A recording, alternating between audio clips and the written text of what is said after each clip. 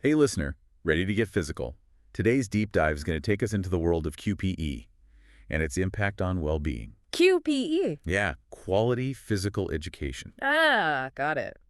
You sent over some pretty fascinating research on it, especially when it comes to kids. Yeah, I did. Looks like we're going deep on this one with excerpts from the conclusion and recommendation chapters of a whole academic book on the topic. Oh, wow. So get ready to get seriously informed. Okay, bring it on.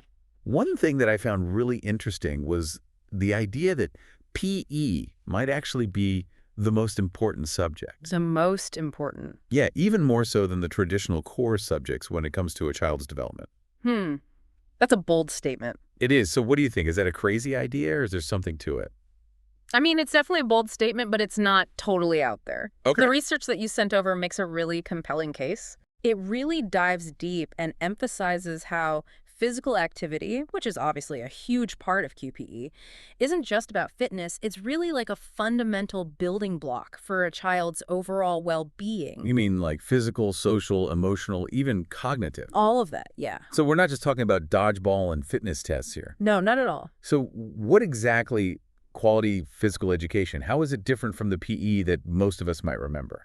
Yeah, you're right. It's a far cry from those sometimes chaotic gym classes. Totally. The research that you sent defines QPE as education through movement, Okay. and it goes way beyond just squeezing in a 45-minute lesson. So think back to your best experience with gym class or sports, listener. And that feeling of being challenged and engaged in a fun way. That's the heart of what QPE is aiming for. Exactly. I like that. Yeah. So it's about creating that positive relationship with movement right from the start. Yeah, The research that you sent also breaks QPE down into 4 key pillars. it does. So what are those and how do they help us understand this approach? Yeah, so those 4 pillars provide a framework for how QPE should be structured and implemented. Okay.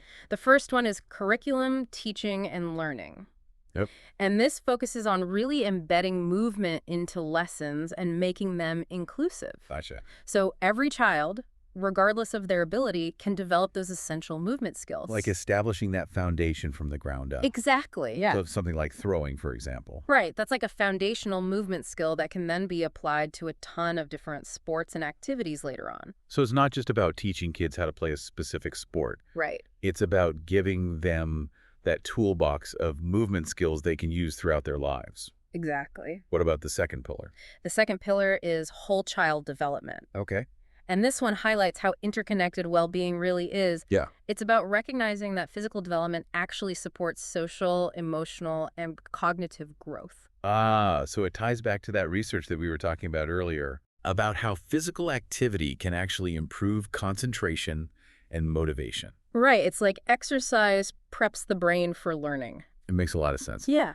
So it's not just about developing athletes, it's about developing well-rounded individuals. Right. What about those last 2 pillars? Yeah, so the third pillar is school implementation. Okay. And this is where it gets really interesting. Yeah. It's all about building a school-wide culture that truly values and supports QPE. Okay. So it's not just about what happens in the gym or on the field. It's about integrating movement and well-being into the entire school day, the environment, everything. So are we talking teacher training, Uh-huh. classroom design, Yes, making the playground more inviting? Is that the kind of thing this pillar emphasizes? absolutely. Yeah. It's this holistic approach that requires buy-in from everyone, not just the PE teachers. Oh, right, right. And that leads us to our final pillar, community strength-based partnerships. This pillar acknowledges that schools aren't islands. They're part of a larger community. Right. So engaging with community partners, whether it's local sports clubs, health organizations, or even families, Yeah. can provide more resources and opportunities for kids to engage in quality physical activity. So it sounds like QPE is about creating this web of support, Yes. both inside and outside of school walls, to help nurture a lifelong love of movement and all the benefits that come with it. Absolutely. I'm already seeing how this goes so much deeper than just those traditional PE classes. It really does. And what I find really fascinating is that this emphasis on QPE isn't just happening in a few isolated places. Yeah. It's actually part of a larger global trend in education. It is, yeah. Okay, now that's what I call a deep dive. We started with physical education, and now we're talking about whole child development and community engagement. That's right. Stick with us for part 2, listener, where we'll explore some of those global examples of QPE in action and talk about how we can implement this approach in even more schools. That was good. Yeah. All right, see you there. Okay, listener, so we're back and ready to explore some real-world examples of QPE in action. Right. You mentioned that this emphasis on quality PE is part of a larger global trend in education. Uh-huh. Where are we seeing this holistic approach really taking root? One of the leading examples is Australia. Yeah. Their national curriculum actually explicitly states that movement competence is a personal and community asset. So it's not just about individual skills. It's about recognizing that movement is something valuable for everyone, something that can contribute to a healthier and more vibrant society. I love that. Yeah. It really elevates physical education beyond just a subject in school. Right. What other countries are doing interesting things in this space? Well, you mentioned Singapore earlier. Yeah. And their approach is really interesting because they've managed to achieve both academic excellence and holistic development. In international student assessments, they consistently rank at the top. And a big part of that success is attributed to their strong emphasis on quality PE, which means having qualified specialist PE teachers in every primary school. So they really invest in building that foundation early on. Exactly. But is that enough? We talked about those 4 pillars of QPE. Yes. How does Singapore address those other aspects like whole child development and community partnerships? That's a great question. Yeah. And it really highlights the importance of that systemic approach. Okay. Singapore doesn't just focus on the physical skills. Yeah. They intentionally weave those other elements into their PE programs. Okay.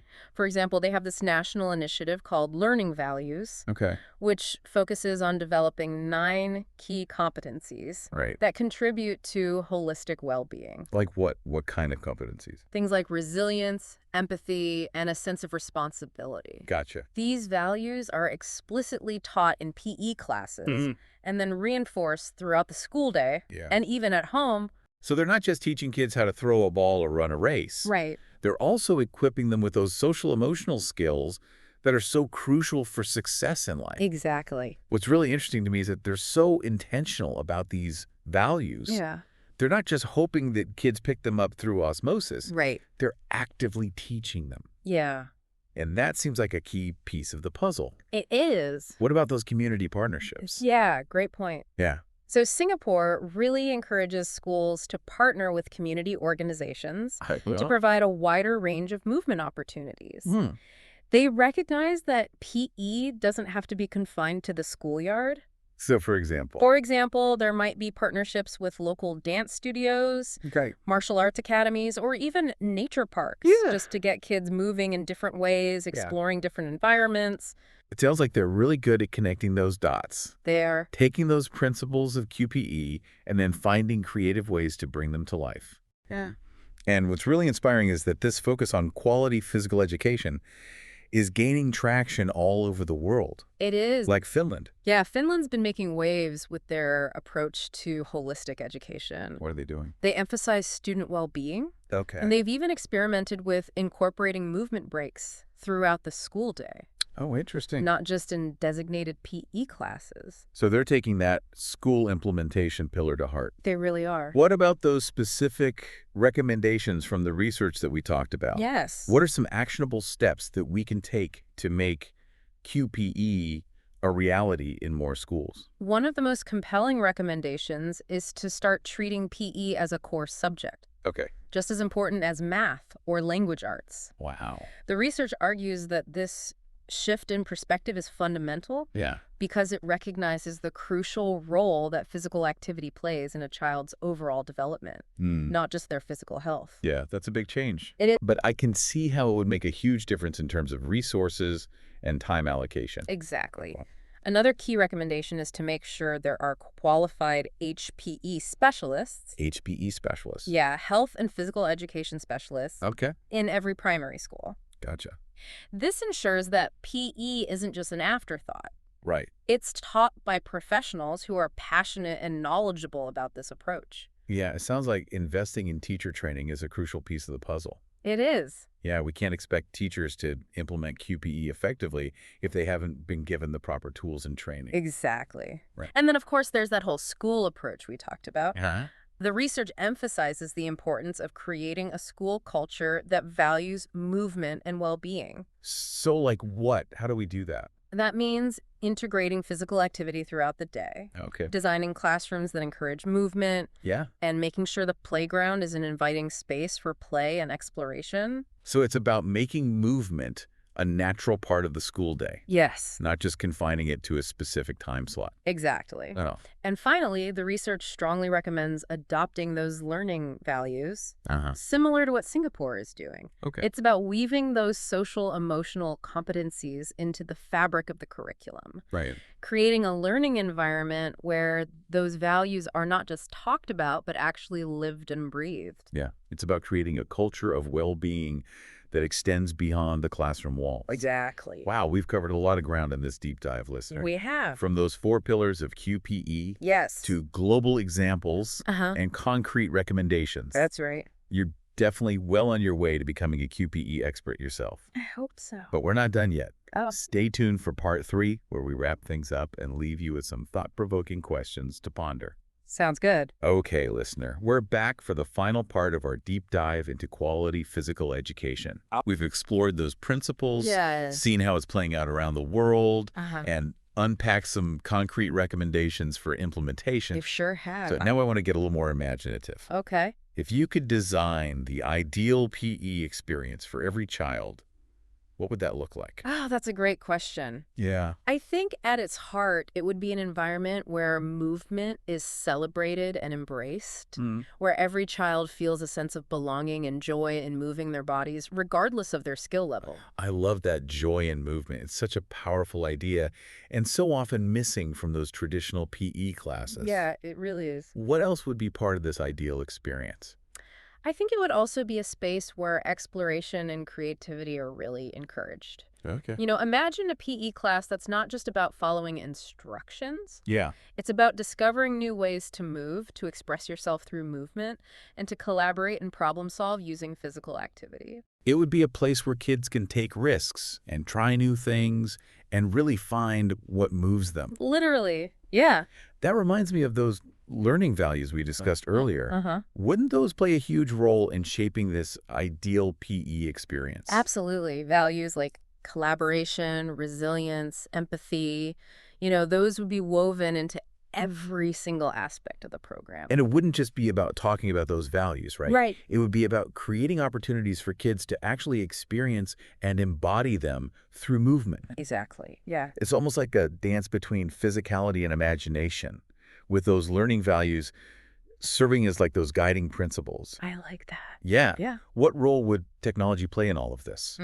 I can imagine it could be a really powerful tool, It could. but also potentially distracting.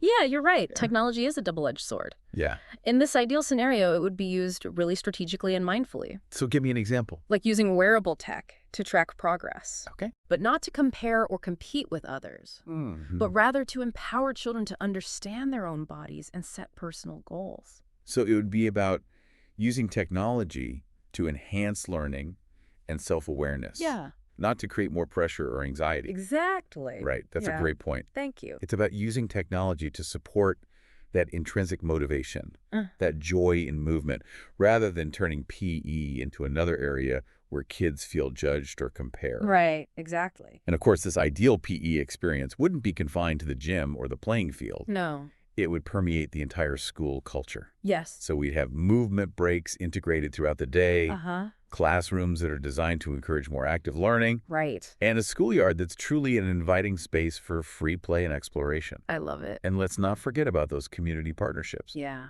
Imagine schools connecting with local dance studios, yoga centers, martial arts academies, Yeah. even nature parks, to create this rich tapestry of movement opportunities for children. That's a fantastic vision. Yeah, it really is. It really paints a picture of a world where movement is woven into the fabric of childhood, supporting not just physical health, but also emotional, social, and cognitive development.